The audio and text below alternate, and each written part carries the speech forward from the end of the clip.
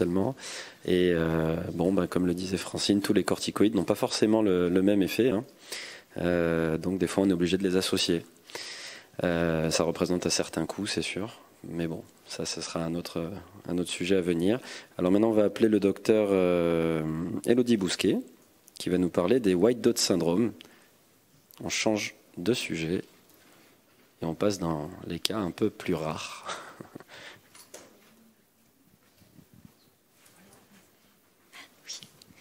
Bonjour à tous. Merci Catherine et David pour l'invitation. Donc je vais vous parler des taches blanches du fond d'œil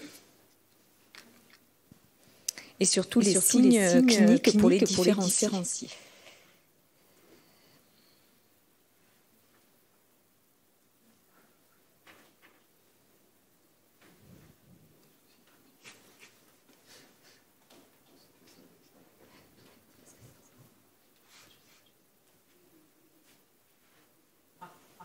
Oui, je crois qu'il y a une slide avant. Non, c'est pas la première, c'est la deuxième. Il y en a rien. Ah oui, c'est où qu'on dit ça? Là-bas? Ah oui, d'accord. Voilà. Donc voilà pour résumer les différentes tâches, syndrome des taches blanches que je vais aborder aujourd'hui. Donc c'est pas complet, mais on n'a que 10 minutes. Donc par localisation anatomique, donc ce qu'il faut retenir, c'est que le MUD, c'est une atteinte des photorécepteurs et des épithéliums pigmentaires, que la choroïdite multifocale, choroïdite ponctue interne, c'est une atteinte de l'épithélium pigmentaire et de la choroïde capillaire, et que l'épithélopathie en plaques et la choroïdite serpigineuse, c'est une atteinte ischémique occlusive de la choriocapillaire. Donc on va commencer par le MUDS. Donc le MUDS ou syndrome des taches blanches évanescentes. Donc si on avait un cliché à réaliser pour faire le diagnostic de MUDS, ce serait le cliché en autofluorescence. Parce que comme vous pouvez le voir sur cette image, on voit beaucoup mieux les fameuses taches blanchâtres qui prédominent en péripapillaire. On les voit beaucoup mieux en autofluorescence et elles sont hyper autofluorescentes. Donc voilà, elle saute vraiment aux yeux en cliché en autofluorescence. Donc il y a une caractéristique de ces lésions hyper autofluorescentes, c'est qu'elles disparaissent après bleaching. Donc le bleaching, c'est l'illumination du fond d'œil avec la lumière bleue d'autofluorescence. Et en fait, ces lésions, elles correspondent à la perte des articles externes, à la disparition des articles externes des photorécepteurs qui contiennent le pigment visuel. Et donc elles disparaissent quand on sature les photorécepteurs avec la lumière bleue. Donc voilà les différentes anomalies que l'on peut voir sur l'OCT. Donc c'est vraiment une atteinte des segments externes des photorécepteurs. Donc on a des interruptions de la zone ellipsoïde, on a des petites hypereffectivités dans la nucléaire externe, et on a même parfois cette image qui correspond en réalité à une image un petit peu hypereffective fovéolaire qui correspond au fameux granité maculaire qui est très caractéristique de la maladie. Donc l'épaisseur choroïdienne est augmentée à la phase aiguë du MUDS et cette augmentation elle est transitoire. En angiographie à fluorescéine, le MUDS c'est la seule pathologie du spectre des taches blanches avec des taches qui sont hyper fluorescentes dès les temps précoces. Sinon la séquence c'est hypo et hyper pour toutes les autres taches blanches. Donc le MUDS c'est la seule pathologie où les taches sont hyper fluorescentes d'emblée. Et elles restent hyperfluorescentes au temps tardif, mais elles sont moins visibles qu'au temps précoce, comme on peut le voir ici. Et enfin, c'est un deuxième examen après l'autofluorescence pour faire le diagnostic de MUDS. Ce serait l'angiographie au verdin d'ocyanine, parce que là aussi, les anomalies sont très évocatrices, puisque l'angiographie est normale au temps précoce, comme vous pouvez le voir sur cette image. Et les taches, elles apparaissent au temps intermédiaire, et elles sont de plus en plus prononcées au fur et à mesure de la séquence, et elles sont très importantes, très sombres, au temps tardif, à 30 minutes de l'ICG, comme on peut le voir sur cet examen. Donc c'est une pathologie qui touche les femmes jeunes, qui est unilatérale. C'est aussi une des caractéristiques du MUDS, c'est que ça touche qu'un seul œil, contrairement aux autres taches blanches. Femmes jeunes qui se plaignent de photopsie. L'évolution est favorable en quelques semaines. On a un article qui a été publié récemment qui montre que on a deux facteurs de mauvais pronostic, l'âge jeune et l'acuité visuelle basse initiale. Sinon, dans la majorité des cas, les patients récupèrent 10 dixièmes après en 2-3 mois environ. Les récidives sont rares et on a plusieurs articles dans la littérature qui montrent que le MUX peut être associé à d'autres pathologies, qu'elles soient inflammatoires, les choroïdites multifocales, donc c'est assez fréquent, mais aussi à d'autres pathologies, à la toxoplasmose ou à des néovaisseaux choroïdiens. Voilà, si on veut retenir le MUX, donc femme jeune, unilatérale, l'autofluorescence et l'angiographie ovaire d'Andujanine, ce sont vraiment les deux examens qui permettent de faire le diagnostic de façon certaine. Et globalement, c'est une pathologie qui est bénigne avec un bon pronostic fonctionnel. Deuxième pathologie, choroïdite multifocale et choroïdite ponctuée interne. Donc je les ai mises ensemble parce que ce sont des pathologies très proches qui touchent également les femmes jeunes qui se plaignent de photopsie. L'atteinte est volontiers bilatérale. Ce sont des lésions jaunâtres, prédominant au pôle postérieur et dans les deux cas, on a fréquemment des néovaisseaux choroïdiens associés. Et il y a un débat qui n'est pas résolu sur certains experts pensent qu'il s'agit en réalité de la même maladie et d'autres ne sont pas d'accord. Donc c'est vrai qu'il y a un débat. La choroïdite multifocale CMF se caractérise par la taille des lésions qui est plus grande que dans la pique et par le fait que dans les CMF on peut avoir une hyalite, des vascularites et des signes d'inflammation associés en dehors des tâches, alors que la pique se traduit simplement par les tâches, les lésions atrophiques et qu'il n'y a pas d'uvéite associé. Mais sinon, la lésion est au même niveau en imagerie. Donc voilà un exemple de choroïdite ponctuée interne. Donc vous voyez ces lésions jaunâtres profondes qui prédominent en péripapillaire. En autofluorescence, l'aspect est variable. Elles peuvent être hypo-autofluorescentes quand les lésions sont atrophiques. Parfois hyper-autofluorescentes, c'est un signe décrit comme étant un signe d'activité dans la littérature ou parfois un signe témoignant de la présence d'un néovaisseau choroïdien quand il y a un halo hyper-autofluorescent.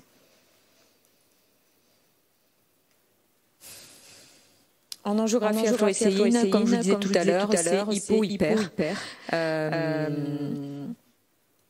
Donc les lésions s'imprègnent avec la séquence et en angiographie d'Andujanine, les lésions sont hypofluorescentes et une des caractéristiques c'est que même si les lésions sont associées à des néovaisseaux, on n'a pas de taches, on n'a pas de plaques hyperfluorescentes tardives que l'on peut voir dans les néovaisseaux choroïdiens de la DMLA par exemple. Ces néovaisseaux sont pas très bien visibles en angiographie et sont mieux visibles en angio-OCT. Donc on a cette belle publication de 2013 qui décrit les différents stades que l'on peut observer, les différentes anomalies OCT que l'on peut observer au niveau de ces lésions. Donc l'aspect très caractéristique, c'est l'hypereffectivité arrondie de la nucléaire externe et surtout l'interruption de l'épithèle pigmentaire avec donc une hypereffectivité postérieure. Et dans les phases cicatricielles, on a même une invagination de la rétine au sein de la lésion. Donc ça, c'est vraiment un aspect très caractéristique des piques et CMF. Et comme je vous le disais tout à l'heure, ces lésions sont très fréquemment associées à des néovaisseaux choroïdiens, comme on peut voir ici. Et c'est vraiment l'angio-OCT. Vous avez vu tout à l'heure, on n'a pas du tout vu de plaques tardives en ICG, on n'a pas vu d'hyperfluorescence en dehors de l'hyperfluorescence des lésions en angiographie fluorescéine. C'est vraiment l'angio-OCT qui permet de visualiser ce lacis néovasculaire. Et je vous invite à lire un bel article de l'équipe de Créteil et du docteur Pauline Astroz sur le sujet. Voilà, le traitement, il n'y a pas de consensus. Quand l'atteinte est centrale et menace la vision, on peut proposer un traitement par corticoïde, d'autant plus qu'on a une publication récente d'ophtalmologie 2018 qui montre que les patients traités par corticoïdes développent, à la phase inflammatoire, développent moins de néovaisseaux dans l'évolution. Donc le traitement par corticoïde et éventuellement immunosuppresseur se discute dans les formes graves et quand il y a des néovaisseaux, on traite les patients avec des anti-VEGF. Donc voilà, pour retenir ce tableau de pic CMF. Donc s'il y a quelque chose à retenir, c'est l'angio-OCT pour détecter les néovaisseaux choroïdiens associés, puisqu'ils sont très fréquents. Plus de 80% des pics ont des néovaisseaux associés. Alors, l'épitéliopathie en plaques, c'est une pathologie qui touche aussi les adultes jeunes. Il n'y a pas de préférence féminine, contrairement à la CMFP et au MUDS. C'est une affection qui est habituellement isolée à l'œil, qui parfois peut être associée à une vascularite, une myalite, une épisclérite, une uvérite antérieure, mais ce n'est pas les cas les plus fréquents. Et dans de rares cas, on a des pathologies associées, inflammatoires. Ça peut survenir à la suite d'une infection virale, à la suite d'une vaccination. Voilà. En général, c'est une pathologie qui est isolée à l'œil. Donc voilà le tableau en imagerie multimodale de l'épitéliopathie en plaques. Donc en angiographie à fluorécéine, c'est hypo-hyper, hypo au temps précoce, hyper au temps tardif. Et en ICG, c'est hypo-hypo. Et en fait, on a une occlusion de la chorioe capillaire.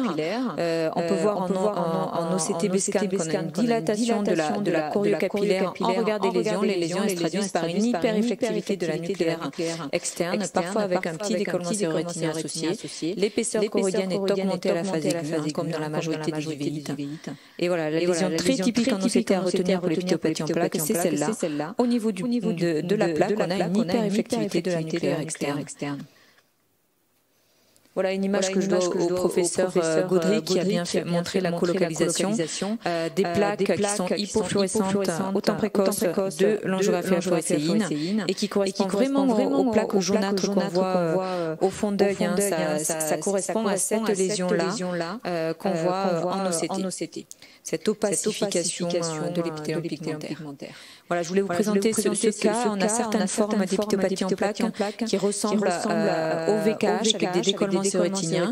C'est une patiente qu'on a vue dans le service de l'hôpital Cochin, une dame de 23 ans qui avait eu une sinusite virale et qui se plaignait d'une baisse de vision juste de l'œil droit. Et on pourra voir que la teinte est bilatérale. Elle est très souvent bilatérale dans l'épitéliopathie en plaques. Donc on voit les plaques jaunâtres typiques au fond d'œil. Elles sont hyper autofluorescentes, c'est pas toujours le cas. Parfois, elles peuvent être hypo-autofluorescentes. Et elles sont hypo puis hyper, elles se remplissent, donc ça c'est tout à fait typique. L'autre œil qui est totalement asymptomatique avait quelques lésions qui étaient extramaculaires, mais l'acuité visuelle était à 10e. Donc en angiographie au jardin océanine, c'est hypo. Avec plus de plaques, les plaques sont plus nombreuses au temps tardif de l'angiographie au jardin océanine que les plaques que l'on voit au fond d'œil ou en angiographie à fluorécéine. Voilà, et ce qui était très intéressant chez cette dame, c'était l'œil gauche qui était asymptomatique, mais on voyait des plaques. Et ce qui est très intéressant, c'est l'angio-CT qui montre au niveau de la chorioe capillaire, une diminution de la perfusion de la chorioe capillaire, du signal de flux. Mais sur cet œil, il y avait un décollement cérébratinien, on peut penser que c'est un effet masque. Et ce qui est vraiment intéressant, c'est l'autre œil, puisqu'il n'y avait pas de l'OCT B-scan maculaire était strictement normal. Et on voit ces zones de diminution de flux au niveau de la chorioe capillaire, alors qu'on n'a pas du tout d'effet masque sur l'OCT B-scan, donc ce qui témoigne bien de la teinte primitive de la chorioe capillaire, probablement ischémique dans cette pathologie. Voilà, c'est une pathologie avec un bon pronostic, même si parfois on peut avoir des formes récidivantes qui laissent des cicatrices. Donc on ne traite pas les patients si l'acuité visuelle est bonne. S'il y a une baisse d'acuité importante, on peut proposer un traitement par corticoïde.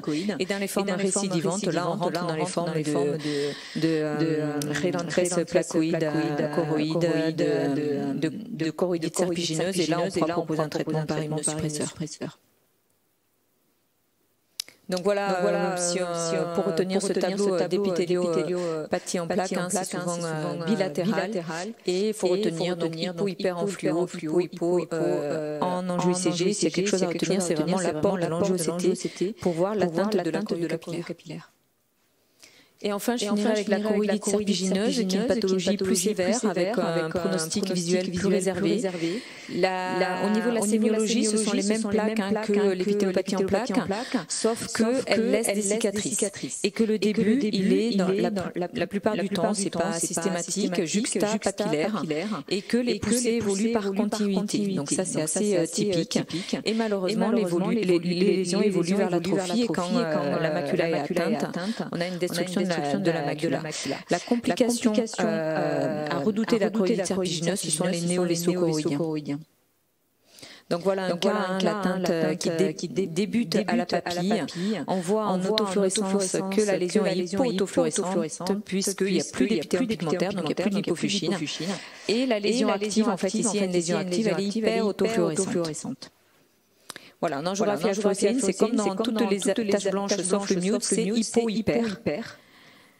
Et on voit qu'on a un signe qui est assez typique et qui a été décrit par Jean-Antoine Bernard, c'est la perte du liseré hyperfluorescent au niveau de la lésion active. Là, c'est la lésion active. On n'a plus le liseré hyperfluorescent qui est présent au niveau de la cicatrice de la choroïdite serpigineuse.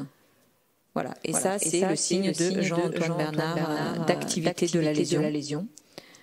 En angiographie ouverte d'indocyanine, c'est hypo-hypo. Ça reste hypo toute la séquence. Et en OCT, donc on a une destruction sur les lésions sur la cicatrice, donc on a une perte de l'épithélium pigmentaire, une atrophie des photorécepteurs, donc une hypereffectivité postérieure. Et au niveau de la zone d'activité, on voit la même lésion que l'on observe dans l'épithéopathie en plaques. Ce sont deux maladies qui sont très proches, sauf que dans l'épithéopathie en plaques, on n'a pas de cicatrice, et que dans la serpigineuse, on a une cicatrice, c'est une lésion destructrice. Et vous voyez, c'était hyper autofluorescent. Voilà, le pronostic, il est sombre quand l'atteinte est maculaire. Les poussées peuvent être fréquentes. Donc à ce moment-là, on peut proposer un traitement de poussée par bolus de corticoïdes, éventuellement un traitement par immunosuppresseur pour prévenir les poussées, même si on n'a pas beaucoup de données dans la littérature pour confirmer l'efficacité de ces traitements. Toujours penser à l'angio-CT pour détecter un néovaisseau choroïdien et penser là à rechercher une tuberculose. La tuberculose est fréquemment associée dans la littérature, surtout asiatique, indienne. Beaucoup moins chez les sujets caucasiens, mais toujours éliminer une tuberculose quand on a une choroïdite serpigineuse.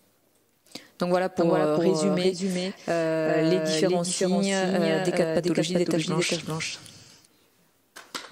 Merci. Élodie, merci. Dommage qu'il n'y ait pas plus d'internes dans la salle parce que là, vous aurez tout révisé en 10 secondes. C'est super. Élodie, est-ce que tu fais un bilan quand tu vois des taches blanches sur la rétine? Non, mute, je ne fais pas de bilan. Épithéopathie en plaques, il faut quand même interroger le patient. Si le patient a des céphalées, il faut faire une IRM cérébrale parce qu'il y a des vascularites cérébrales qui ont été décrites et ces patients-là doivent être traités par bolus de corticoïdes. Donc si un patient a des céphalées et une épithéopathie en plaques, il faut faire une IRM cérébrale. J'éliminerai aussi une épithéopathie en plaques, j'éliminerai aussi une sarcoïdose et une tuberculose juste avec un bilan sanguin, un quantiféron, une enzyme de conversion à l'angiotensine. Voilà. Et la choroïdite serpigineuse, oui, il faut traquer la tuberculose. Donc imagerie pulmonaire, scanner thoracique, quantiféron et bilan en médecine interne pour vraiment éliminer une tuberculose sous-jacente.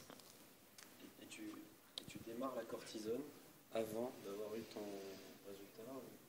Oui, je démarre la cortisone. Quand il y a une poussée de choroïdite serpigineuse maculaire, oui, on va faire les bolus de corticoïdes. On va prélever le quantiféron avant de débuter les bolus, puisqu'il peut être sinon altéré, négativé par les bolus, mais on n'attend pas le résultat du quantiféron pour faire les bolus. Et après, on traite par traitement antituberculeux, en plus, si le quantiféron est positif ou s'il y a des arguments, mais c'est assez rare finalement, nous, dans notre expérience à Cochin. En tout cas, dans la population caucasienne, sans facteur, sans voyage à l'étranger, en Asie, en Afrique, c'est assez rare de retrouver une tuberculose associée. Merci. Est-ce qu'il y a des questions sur les topos de rétine qu'on vient de voir? Alors on va commencer avec le symposium, du coup, pour accélérer. On a reporté quelques communications à demain sur la rétine médicale. Donc si vous pouvez lancer les communications du symposium qui était prévu à 18h.